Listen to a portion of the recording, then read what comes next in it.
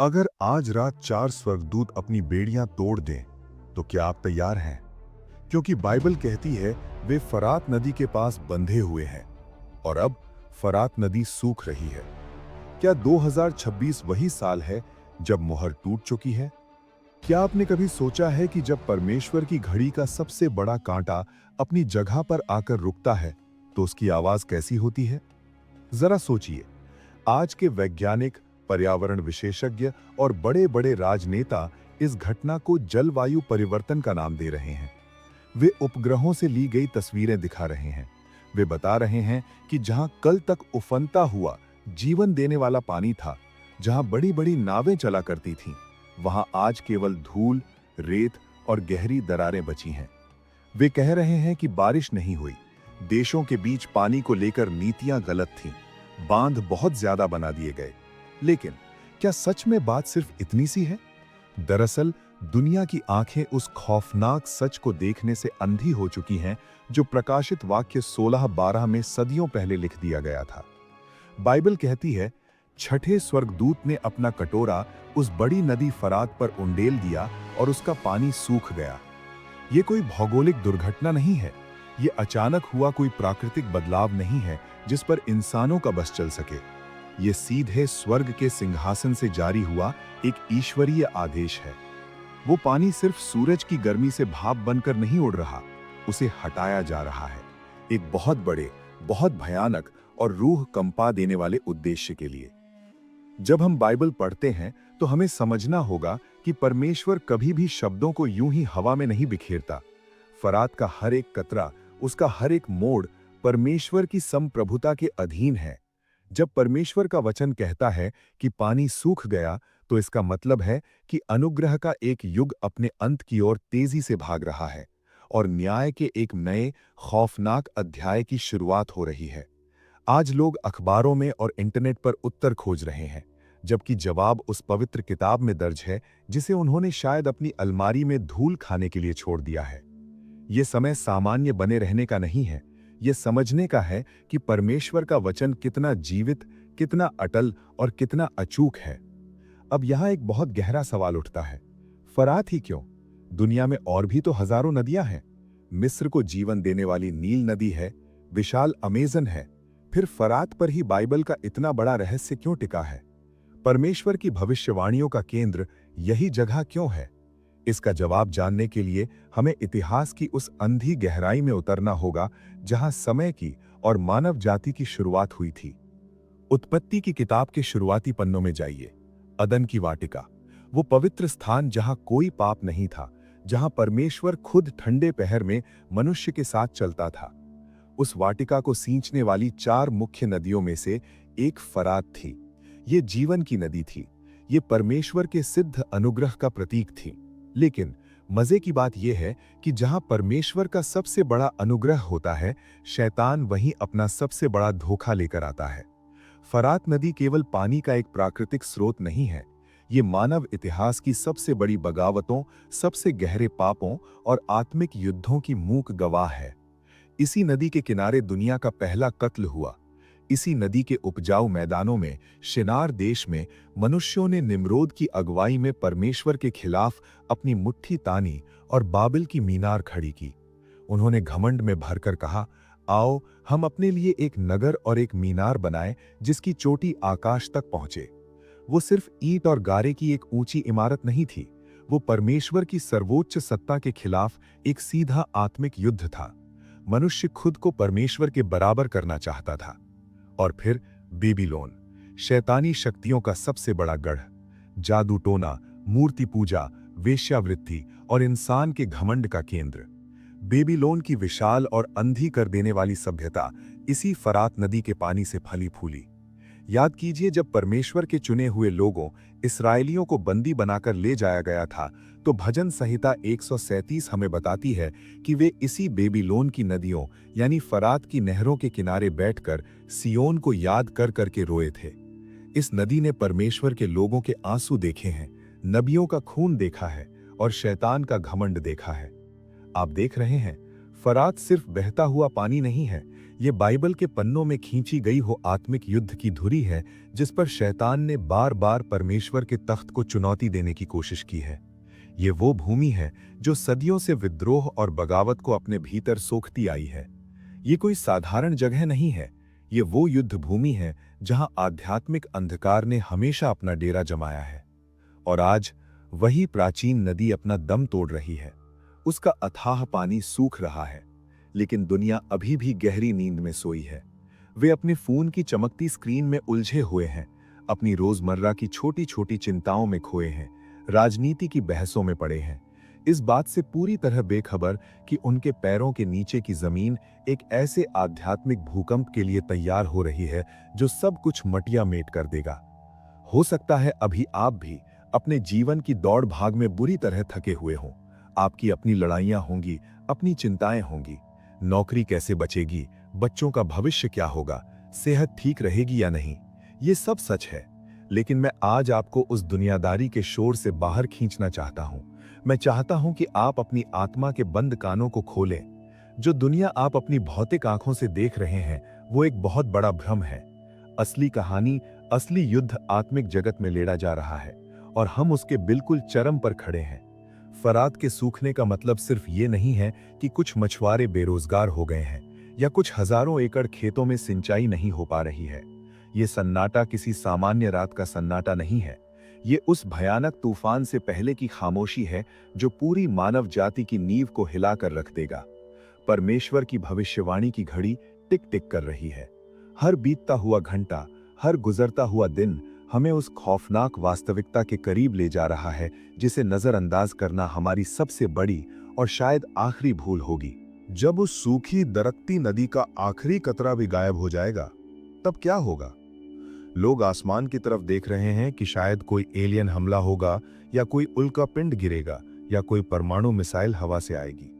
वे गलत जगह देख रहे हैं। असल खतरा आसमान से नहीं आ रहा, वो उन अंधेरी दम घोंटू गहराइयों से आ रहा है जिन पर कभी फरात की लहरें राज करती थीं।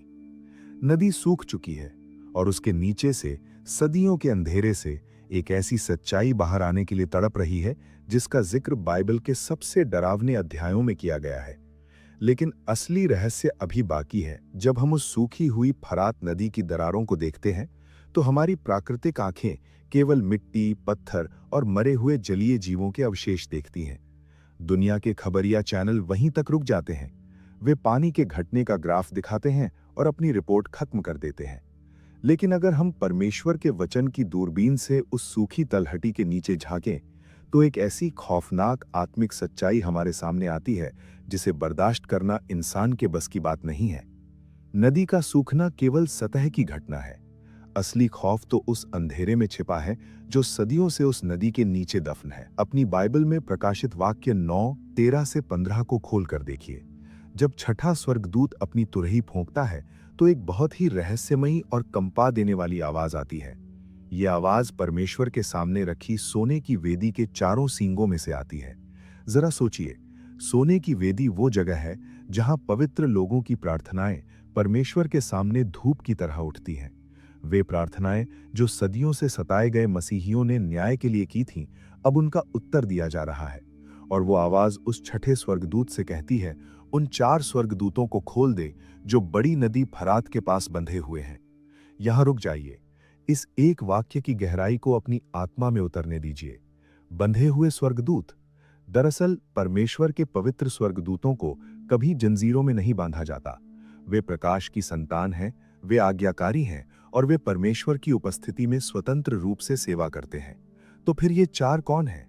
बाइबल हमें यहूदा की पत्री और पतरस की दूसरी पत्री में बताती है कि जिन स्वर्गदूतों ने अपना पहला पद छोड़ दिया और परमेश्वर के खिलाफ बगावत की, उन्हें भयानक अंधकार में जंजीरों से बांधकर रखा गया है। ये कोई साधारण दुष्टात्माएं नहीं हैं जो हमारे आसपास भटकती हैं। ये शैतान के साम्राज्य के सबसे खूंखार, सबसे क्रूर और सबसे विनाशकारी सेनापति हैं।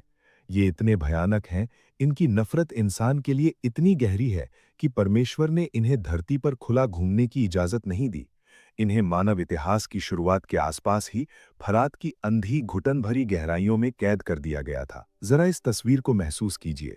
जब धरती पर बेबीलोन का साम्राज्य अपने घमंड में आसमान छू रहा था, जब राजा नबूकदनेस्सर अपनी ताकत के नशे में चूर था, जब सिकंदर महान ने दुनिया जीती और जब रोम की सेनाएं धरती को रौंद रही थीं, तब भी उन सारी सदियों के दौरान ये चार खौफनाक आत्मिक सत्ताएं फरात की गहराइयों में अपनी जंजीरों में तड़प रही थीं।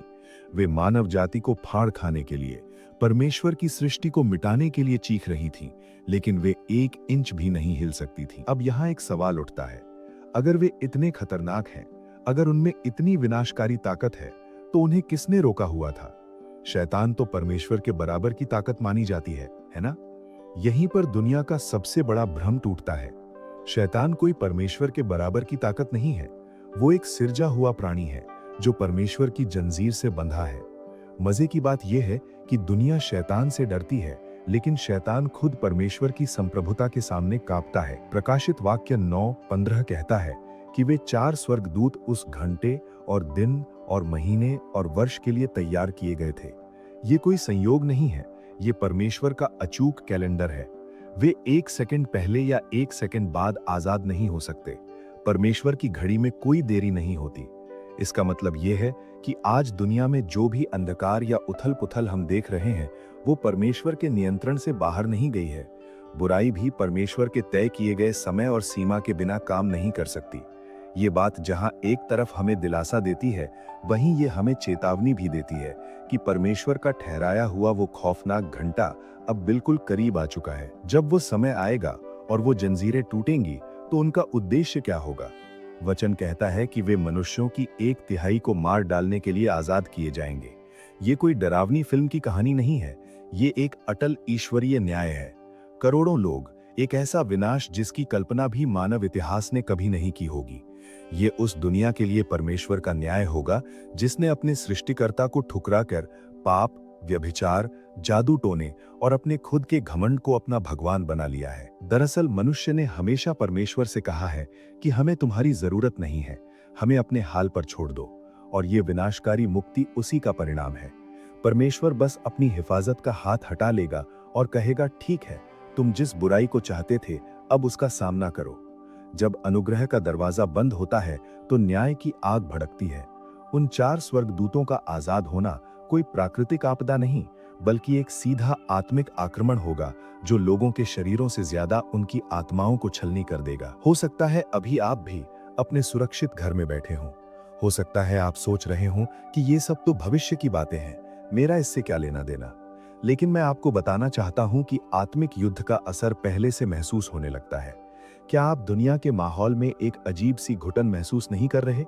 क्या आपको नहीं लगता कि इंसानों के दिलों से प्रेम अचानक गायब हो गया है और एक अनजाना सा डर, एक बेचैनी हर तरफ फैल गई है? ये उसी आने वाले तूफान की आहट है।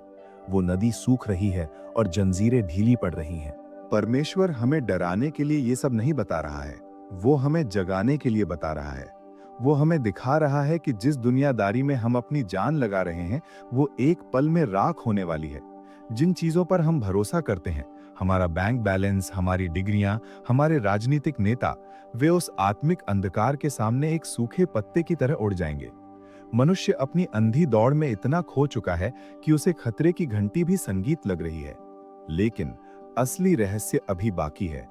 जरा सोचिए, फरात का सूखना केवल उन 4 स्वर्गदूतों को आजाद करने के लिए नहीं है, ये तो केवल शुरुआत है। प्रकाशित वाक्य 16 हमें बताता है कि यह नदी एक रास्ता बनाने के लिए सूख रही है।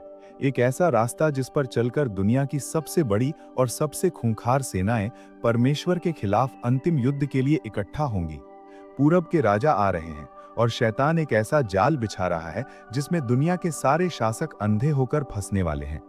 फरात नदी का तल केवल सूखी मिट्टी और दरारों का एक वीरान मंजर नहीं है। अगर आप इसे केवल एक प्राकृतिक आपदा मान रहे हैं, तो आप उस सबसे बड़े धोखे का शिकार हैं जो शैतान इस समय पूरी दुनिया की आंखों पर डाल रहा है। दरअसल ये पानी का सूखना कोई संयोग नहीं, बल्कि एक बहुत बड़े, बहुत भयानक मार्च की तैयारी है। एक ऐसा रास्ता, एक ऐसा महामार्ग तैयार किया जा रहा है जिस पर चलकर दुनिया के सबसे ताकतवर, सबसे क्रूर और सबसे घमंडी साम्राज्य अपने ही विनाश की ओर बढ़ेंगे। प्रकाशित वाक्य 16 की 12वीं आयत को अपनी बाइबल में फिर से देखिए। वचन स्पष्ट रूप से कहता है कि पानी इसलिए सूख गया ताकि पूरब के राजाओं के लिए मार्ग तैयार हो जाए। जरा सोचिए, पूरब के ये राजा कौन है? ये वो विशाल, अंधी और अनियंत्रित सैन्य ताकतें हैं जो दुनिया के उस पार से उठेंगी। सदियों से मानव इतिहास में फरात नदी पूरब और पश्चिम के साम्राज्यों के बीच एक प्राकृतिक और आत्मिक सीमा रही है। प्राचीन काल में कोई भी बड़ी सेना इस उफनती विशाल नदी को इतनी आसानी से पार नहीं कर सकती थी। ये केवल पानी का बहाव नहीं था, ये परमेश्वर द्वारा ठहराई गई एक सीमा थी। लेकिन जब परमेश्वर का ठहराया हुआ समय आता है, तो वो हर उस रुकावट को हटा देता है जो उसके अंतिम न्याय के रास्ते में खड़ी होती है। पानी का हटना मानो उस आत्मिक दरवाजे का खुलना है जो पूरब की उन खौफनाक ताकतों को इज़राइल की धरती की ओर मार्च करने का खुला आमंत्रण दे रहा है। लेकिन असली रहस्य अभी बाकी है। क्या आप सच में सोचते हैं कि दुनिया के ये बड़े बड़े नेता, ये सुपर पावर देश अपनी मर्जी से या अपनी राजनीतिक समझ से इस अंतिम युद्ध में उतर रहे हैं? अगर आप ऐसा सोचते हैं तो आप बाइबल की उस गहराई को चूक रहे हैं जो पर्दे के पीछे का सच दिखाती है। अब यहाँ एक सवाल उठता है, इन राजाओं को, इन विशाल सेनाओं को उस विनाश के मैदान तक खींचकर कौन ला रहा है? प्रकाशित वाक्य 16 की ही 13वीं और 14वीं आयत हमें आत्मिक जगत का एक ऐसा दृश्य दिखाती है जो रोंगटे खड़े कर देता है। यूहन्ना कहता है कि उसने अजगर यानी शैतान, पशु यानी मसीह विरोधी और झूठे भविष्यवक्ता के मुंह से मेंढकों के समान 3 अशुद्ध आत्माओं को निकलते देखा। ये कोई साधारण बीमारियां, मानसिक उलझने या राजनीतिक विचार नहीं है। ये सीधे नरक के कुंड से निकली हुई उच्च दर्जे की दुष्टात्माएं हैं। ये शैतान के वो दूत हैं जो चमत्कार करने की, लोगों की बुद्धि को भ्रष्ट करने की और मतिभ्रम पैदा करने की ताकत रखते हैं। मजे की बात यह है कि आज दुनिया के बड़े बड़े शासक जो सोचते हैं कि वे बहुत बुद्धिमान हैं, जो अपने महलों में बैठकर नीतियां बनाते हैं और न्यूक्लियर बटन पर उंगली रखे बैठे हैं, वे वास्तव में इन 3 अशुद्ध आत्माओं की कठपुतली बन चुके हैं। मनुष्य अपनी अंधी बुद्धि के घमंड में इतना अंधा हो चुका है कि उसे अपनी बर्बादी भी जीत की तरह दिखाई दे रही है। ये दुष्टात्माएं दुनिया भर के राजाओं और शासकों के पास जाती हैं, उनके कानों में झूठ फुसफुसाती हैं, उनके राष्ट्रीय घमंड को भड़काती हैं, उन्हें सत्ता, तेल, जमीन और झूठी जीत का लालच देती हैं। वे सोच रहे हैं कि वे अपनी कुर्सी बचाने या अपने देशों का विस्तार करने के लिए लड़ रहे हैं। दुनिया को लग रहा है कि कूटनीति की मेज पर बड़े बड़े समझौते और युद्ध की रणनीतियां बन रही हैं, लेकिन आत्मिक जगत की सच्चाई इसके बिल्कुल विपरीत है। उन्हें किसी मानवीय एजेंडे के लिए नहीं, बल्कि केवल एक ही जगह इकट्ठा किया जा रहा है, परमेश्वर के सर्वशक्तिमान होने के उस महान दिन की लड़ाई के लिए। मनुष्य अपनी अंधी दौड़ में इतना खो चुका है कि उसे लगता है कि वो हथियारों के बल पर परमेश्वर के ठहराए गए भविष्य को चुनौती दे सकता है। ये सारे देश, ये सारी सेनाएं अपनी आधुनिक मिसाइलों, अपने विनाशकारी हथियारों और अपनी तकनीक के घमंड में चूर होकर उस जगह की ओर बढ़ रही हैं जिसे इब्रानी भाषा में हरमगिड्डो या आर्मागेडन कहा जाता है। अब यहाँ सबसे खतरनाक मोड़ आता है। वे आर्मागेडन में इसलिए नहीं आ रहे कि वो वहां से दुनिया जीत लेंगे। परमेश्वर बुराई का न्याय करने के लिए बुराई को ही एक जगह समेट रहा है। वो फरात का पानी सुखाकर उन्हें एक खुला निमंत्रण दे रहा है कि आओ, अपनी सारी ताकत, अपना सारा घमंड और अपनी सारी सेना लेकर आओ और मेरे क्रोध की आग का सामना करो। जब दुनिया की व्यवस्थाएं चरमरा रही हों, तो ये समझना होगा कि मानवीय नीतियां, शांति संगठन या कोई भी कूटनीति इस आत्मिक युद्ध को नहीं रोक सकती। परमेश्वर ने शैतान की रस्सी को थोड़ा ढीला जरूर किया है, लेकिन नियंत्रण आज भी पूरी तरह से स्वर्ग के सिंहासन के पास है। हो सकता है अभी भी आप दुनिया की इन बड़ी बड़ी खबरों को देखकर डर रहे हों। युद्ध की धमकियां, गिरती हुई अर्थव्यवस्थाएं, महामारियां और हर तरफ फैलती नफरत को देखकर आपका दिल घबरा रहा हो। आप सोच रहे होंगे कि इस अंधी और विनाश की ओर भागती दुनिया में हमारा क्या होगा। जब दुनिया के बड़े शासक ही दुष्टात्माओं के भ्रम में फंसे हैं, तो एक आम इंसान कहां जाए? हमारी सुरक्षा कहां है? लेकिन मैं आपको बताना चाहता हूं कि डरो मत। जो कुछ हो रहा है वो इसलिए नहीं हो रहा कि परमेश्वर हार रहा है, बल्कि इसलिए हो रहा है क्योंकि परमेश्वर का अटल वचन पूरा हो रहा है। शैतान एक चाल चल रहा है, लेकिन परमेश्वर उसी चाल का इस्तेमाल शैतान के अंतिम न्याय को पूरा करने के लिए कर रहा है। ये न्याय का समय अनिवार्य है। जिस दुनिया ने परमेश्वर के प्रेम को, उसके इकलौते बेटे के बलिदान को ठुकरा दिया, उसे अब परमेश्वर की पवित्रता और उसके न्याय का सामना ही करना होगा। जब फरात पूरी तरह सूख जाती है, जब वे 4 खौफनाक स्वर्गदूत आजाद हो जाते हैं और जब दुनिया की सेनाएं आर्मगेडन के मैदान की ओर कूच करने लगती हैं, तो हर इंसान को, आपको और मुझे ये तय करना होगा कि हम किस तरफ खड़े हैं। अब बीच का कोई रास्ता नहीं बचा है। रविवार के दिन केवल नाम के लिए चर्च जाने वाला मसीही जीवन अब काम नहीं आएगा। तटस्थ रहने का समय हमेशा के लिए खत्म हो चुका है। अगर आप यहां तक सुन रहे हैं तो अगला हिस्सा आपके लिए है, क्योंकि अब हम उस सबसे महत्वपूर्ण सच्चाई की ओर बढ़ रहे हैं। फरात का सूखना और दुष्टात्माओं का आजाद होना उन लोगों के लिए खौफ का कारण है जिनके पास मसीह नहीं है। लेकिन क्या इस भयंकर और कंपा देने वाली घड़ी में परमेश्वर के लोगों के लिए कोई आशा है? जब दुनिया पर न्याय की आग बरसेगी तो हम कहां छिपेंगे? अगर आप यहां तक सुन रहे हैं तो अगला हिस्सा सिर्फ आपके लिए है।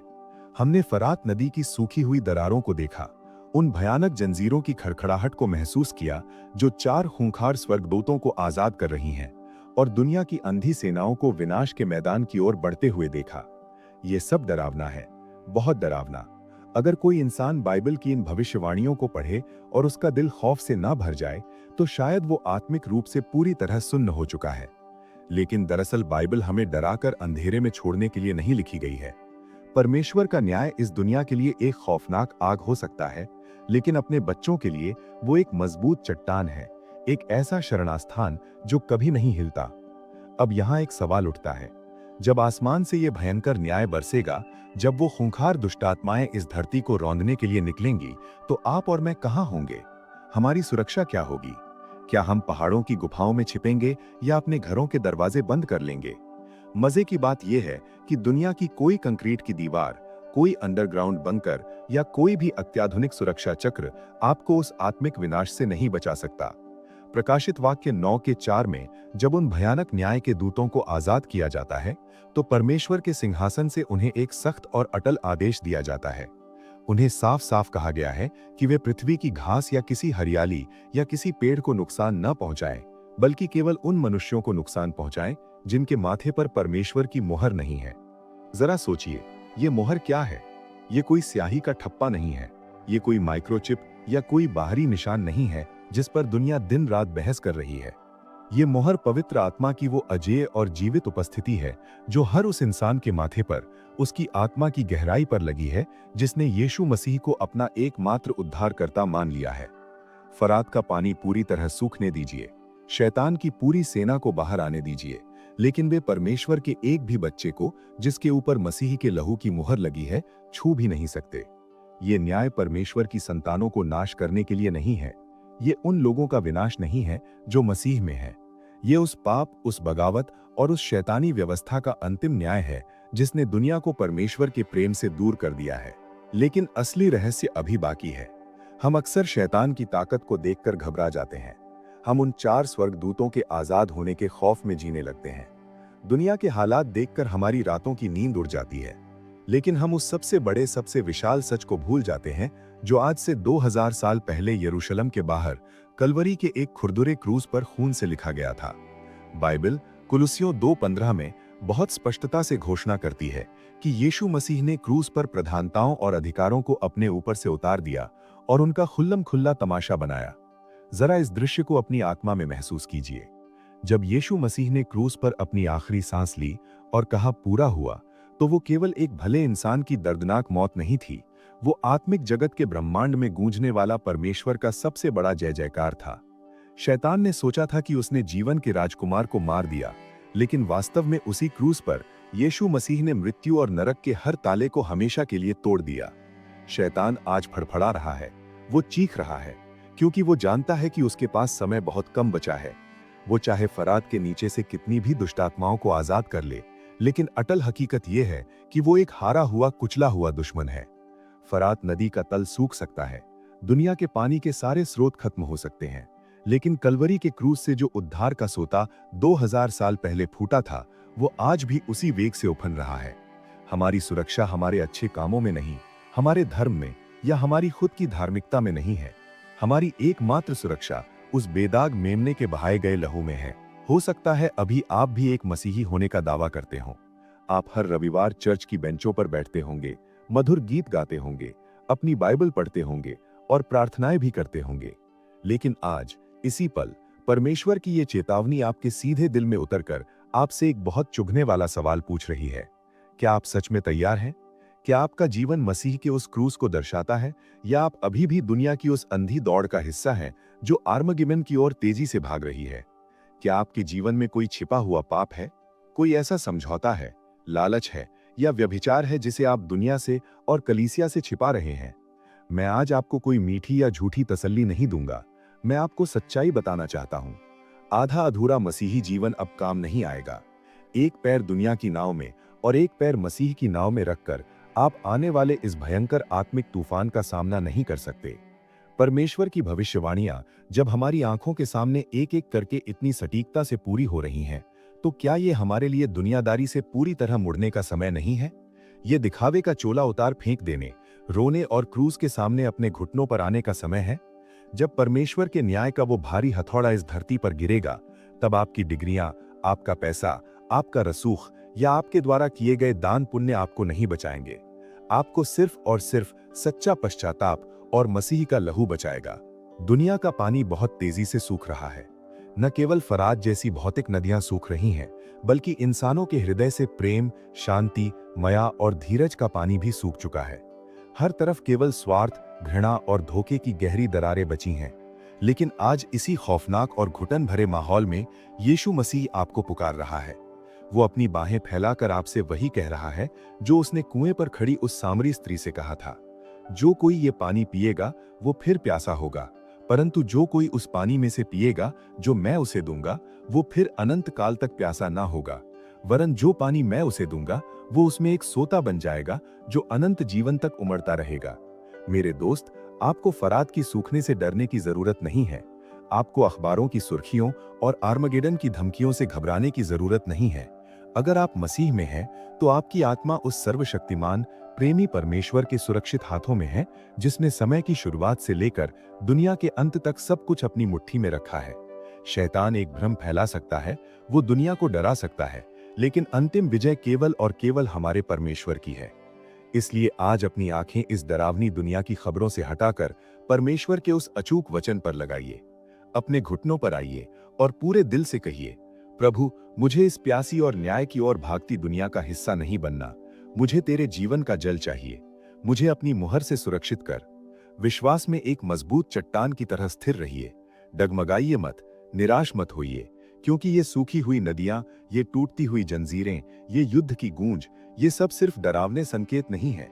ये इस बात का सबसे बड़ा, सबसे पुख्ता और सबसे आनंदित करने वाला सबूत है कि आपका राजा, राजाओं का राजा और प्रभुओं का प्रभु यीशु मसीह अपनी महिमा के साथ बहुत जल्दी वापस आ रहा है। आमीन।